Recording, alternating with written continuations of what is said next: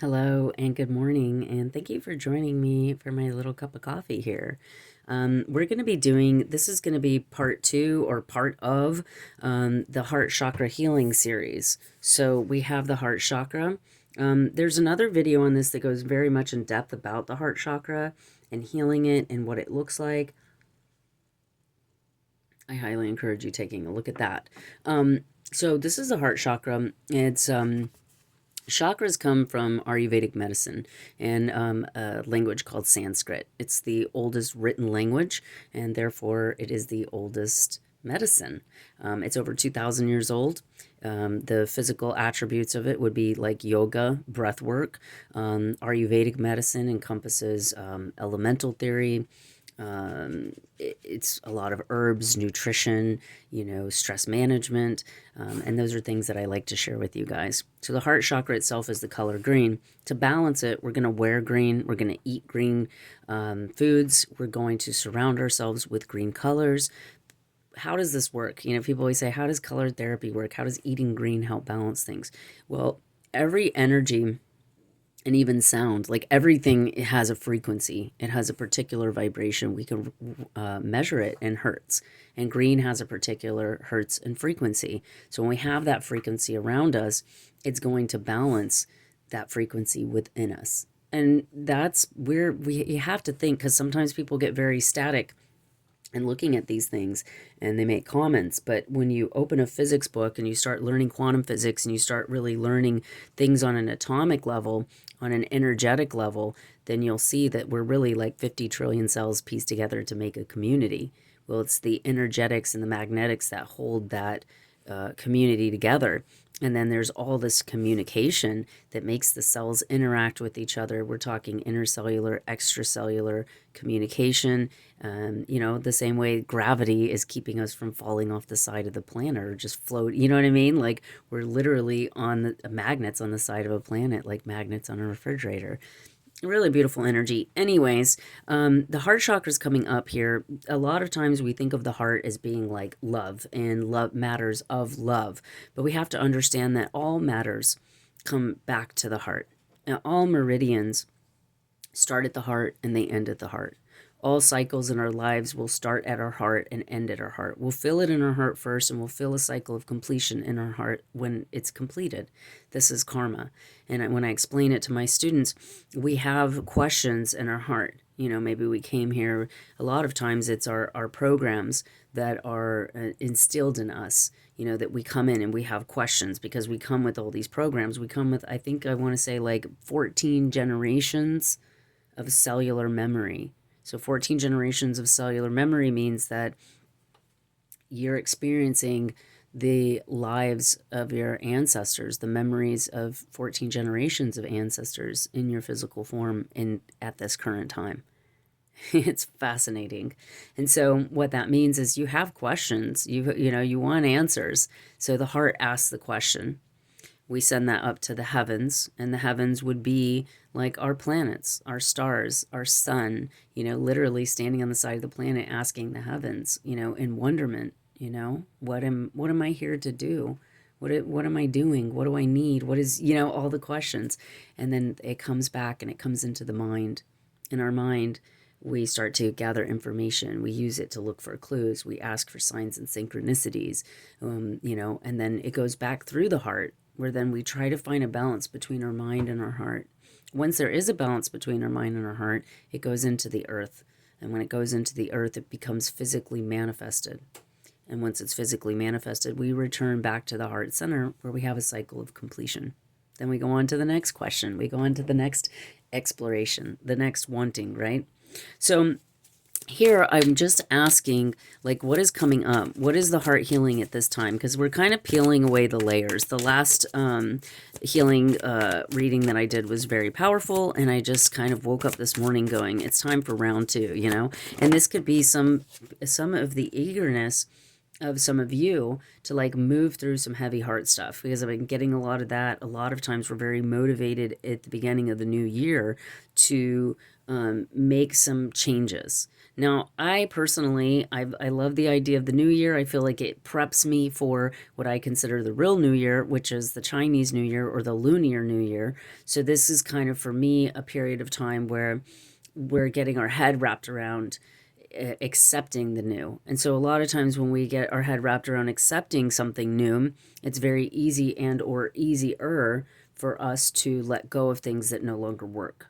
And that's when I'm doing health coaching or I'm working with my clients and students, I always explain to them, instead of thinking about all the things you need to cut out of your diet, all the bad habits and things you need to stop doing, think about what are you replacing it with? What would you rather have instead? Like if you're tired of, feeling achy when you wake up, okay, well, what would you rather do instead?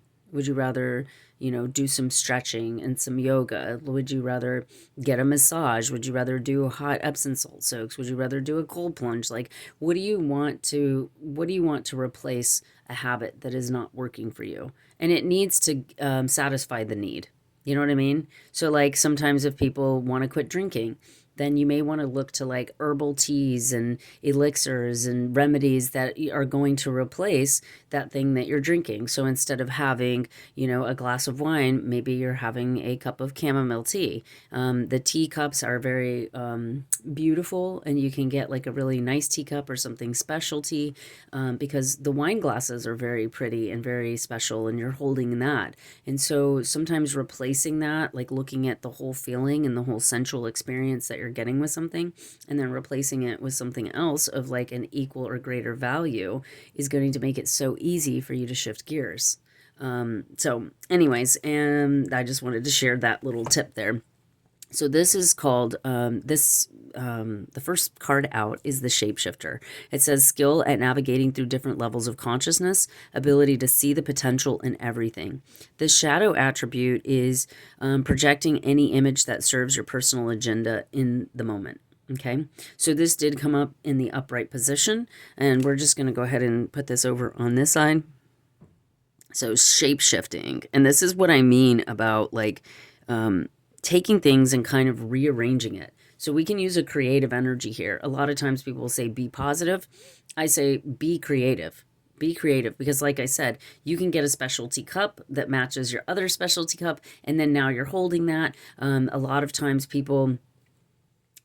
you want to create the same sensual experience that you had, right? You want to create or recreate the same sensual experience. So this is where the shape shifting comes in terms of being creative and utilizing that energy properly. Now, there is something that I wanted to share with you guys before we move forward, connected to the shape-shifting card. So along here, you're going to see kind of a collection of some of my skulls. So these are all crystal skulls, and there's different ones like moss agate, lapis lazuli, pyrite, tiger's eye, Carillion, and then the skulls themselves are kind of viewing and witnessing this reading. I also felt when I was laying them out that they were coming in as people around you, as a representation of like our environment, like who's watching you, why, an audience, what are you doing this for? And a lot of times this would depict like a family energy. This could be your family, this could be your coworkers, this could be, people from your past that you need to let go of, and or that need to witness the shape-shifting heart healing from you. Sorry, I'm going to pull another card here. This is really cool. Okay, so then I was only going to pull one, but then two came out, and so I'm just going to go ahead and take those, and then I'll just rearrange this setup here so we can see them all. Okay, let me just go ahead and, actually I can put on a hot dog all the way there. Okay, and so then the next ones out are the goddess. And this says the feminine expressed through wisdom, nature, life force, and sensuality. The shadow attribute is exploitation of the feminine nature and form, okay? And that's next to shapeshifter. So you're going from being creative, navigating through the skill that you have of going through different levels of consciousness to then having the goddess energy stepping into a vibration of power. And then we have the wounded child. It says awakens compassion and desire to serve others, wounded children. It opens the learning path for forgiveness. And this is what we were talking about in the first video. It says blames all dysfunctional relationships on childhood wounds, resists moving on through forgiveness. So all of these came out in the upright position, so I feel like this is an energy that is coming in with the desire to heal and in the right light, let's say. Okay, I hope, yep, everything fits perfectly there. Yay! Okay, so what we're doing here is we're healing the childhood wound. We're healing this wounded child, and it's about forgiveness. It's opening your heart, and these are the two archetypes that are coming in to support you in that process. Now, I want to look at what wound are we healing from your childhood. Obviously, it's a heart-centered wound, so it can deal with rejection, abandonment. I personally feel like even before pulling a card, this is going to relate to your value and your worth. So when you're a child, your first bonding experience is going to be typically with your mother and your father, and then other caregivers that are associated with you. And a lot of how we set up our value system and our worth is dependent on our interaction with those parents, particularly the mother, because that is our first bonding experience. And what happens in this space is that we rely on our parents for survival. This is the basis of archetypal energy. So you can study the archetypes. This is Kerlemei's archetypes, Robert Ahado, Carl Jung, all study archetypal energy. And the idea behind it is we develop different archetypes. In other medicines, it's like we develop specific constitutions based upon this value system that we create with our caregivers. So if your mom was emotionally unstable and your value came from being some sort of, emotional nurturer for her, then now in your life, and sometimes it relates to your career. Like, it doesn't have to be a bad thing. You know what I mean? Like, if your mother needed nurturing, if she was the wounded child, if she suffered trauma, and you understood that, and your value came from listening to her cry about things, comforting her, maybe even parenting her, then in your life you would probably make a good therapist. You would make a really good, you know what I mean, a good nurturer, a good caregiver. But this is also how we set up our ideas around where we're valuable. If your mother didn't have those issues, maybe your value would have come from your art or from something else. And sometimes we do get stunted in certain areas because of this. And so that's kind of what we're looking at here. We want to look at this wound and see, what is the wound and how is that setting up our value system? We got some cards that are just flying out. I'm not going to take those, but I am going to show you that we did have partnership and alliance, emotional loss, and trapped in fear. So right away, that's kind of showing me the relationship dynamics that can come up. But we're going to just go ahead and ask what the cards are just, okay, I'm just going to take them because it's like, and then see guys, you can't make some of this stuff up. Like, it's just, some people just, I don't know, whatever. Anyway, so we have new beginnings and heart chakra on the bottom. And then I'm just going to take all of these because it's so powerful. Okay, so we have standing up for yourself. We have wishes fulfillment. We have authority with the emperor. We have balance energy. We have fertility. And then we have the stand your ground with the 7. Let me see if I can squeeze these in here a little bit better. I'm going to try my best to do that. Sorry, I get a little bit OCD sometimes about the cards. It's kind of odd, but let's see if I can pull that up a tiny bit. Oh yeah, that's not bad. Okay, so here's what we're looking at here, okay? This is beautiful. I like to see the bigger picture. So with the wounded child, it's funny because I asked what was the wound, but it feels like whatever the wound is, it's coming in directly underneath this. You have stood your ground to it. You've stood your ground to it. You've realized the tool that came from your wound. So for instance, a childhood wound for me was I dealt with a lot of physical and mental abuse from one of my parents. And the other parent, I inherited a lot of trauma, a lot of feminine trauma, a lot of victim energy. And in that, through the physical abuse, I became a touch therapist. Through some of the psychological wounding that went back and forth between my parents and their own childhood traumas, I learned how to really be very intuitive, very in tune. Like, and a lot of empaths, like people that call themselves empaths, I just say highly sensitive people, because I think you're what happens is if you're in unpredictable environments, or you're in environments where you're constantly in survivor mode, you develop higher levels of sensitivity, because you have to, like, you're a child and you don't feel safe and you don't necessarily know how to protect yourself, and sometimes you can't run away. And so your sensitivities heighten to greater levels so that you can protect yourself, so you can be aware of your environment. So a lot of people that have these childhood wounds are more highly aware of their environment, their circumstances. They're highly sensitive because they feel more because they had to be. If you're in a safe environment, you can heal, you can zone out, you can play, you can use your imagination. When you are not, then you're really tuning into your intuition, because you have to protect yourself. And when things are unpredictable and impulsive and or explosive in nature, then you're constantly on, right? So I think standing up to whatever your wounds are is what's helping you to heal through this wounded child. And it's also given you this ability to serve others, to be able to, I always say, like, when you go to another country and you hire a guide or a tour guide or something like that, you're not going to hire somebody who's never been there. You're going to go to somebody who has walked the path, they understand the challenges, and they know what to do to help guide you from point A to point B, right? So unfortunately, sometimes we have to go through very challenging and traumatic or harmful experiences in order to have the experience. Like I make a joke about, you can read how to fly a kite, but until you get out there in the wind and you get those loop-de-loops and, it's crashing and all the things, you don't really know how to fly a kite. You know what I mean? Because there's intellect, which can be read, and knowledge that you can intellect, information that you can read and store in your memory.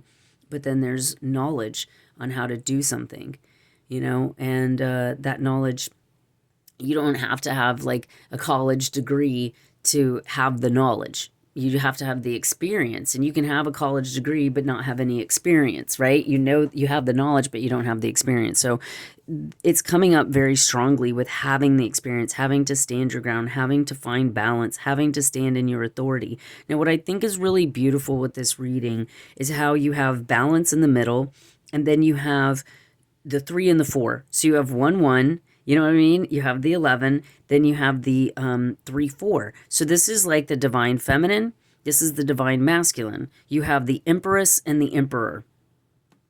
Very beautiful.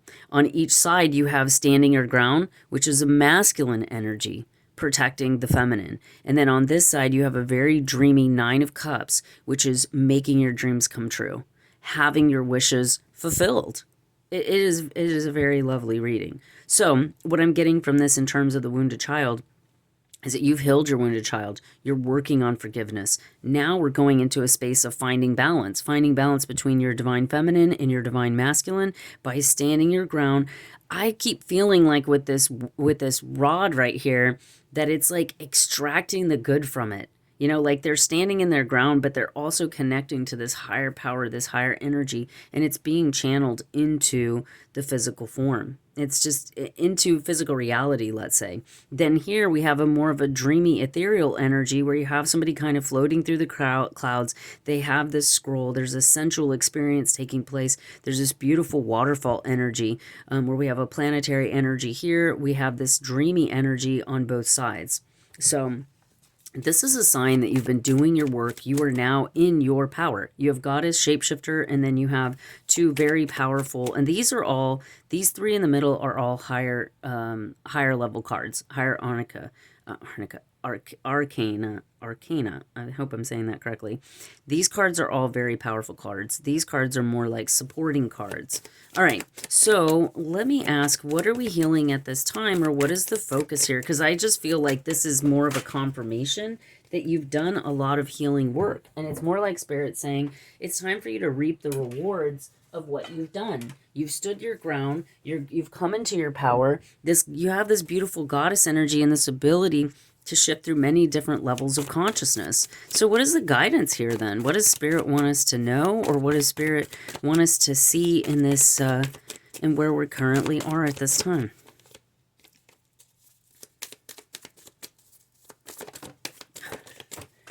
I always have cards that just fly everywhere, so excuse me while I pick up these cards. Oh, sorry if it's like turning into a mess over here. Okay, let's just see.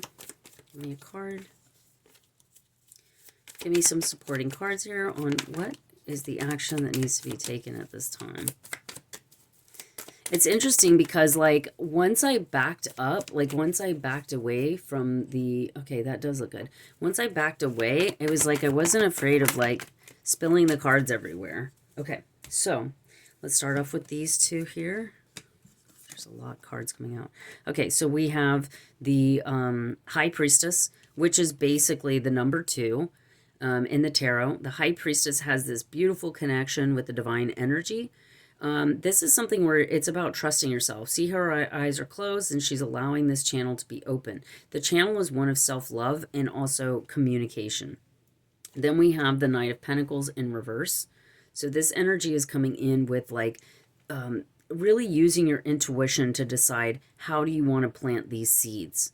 How do you want to spend your money? How do you want to cultivate? Because see, they're like seeds, and he has the horse. He can jump on the horse at any time. But he's not. He's walking barefoot. He's connecting with the experience. He's using his senses to kind of guide, where does he want to plant these seeds, and where does this energy want to come? Where does this energy want to come from? You know, where does this energy want to come from? Understanding what is being guided and how to take action in a guided way. Okay. Then we have the Queen of Cups. And see, again, very much like the High Priestess, she's connected to the water element. She's channeling energy. She's open to receive. She's trusting the intuition that's coming in. So this is all this beautiful ethereal energy of trusting your intuition.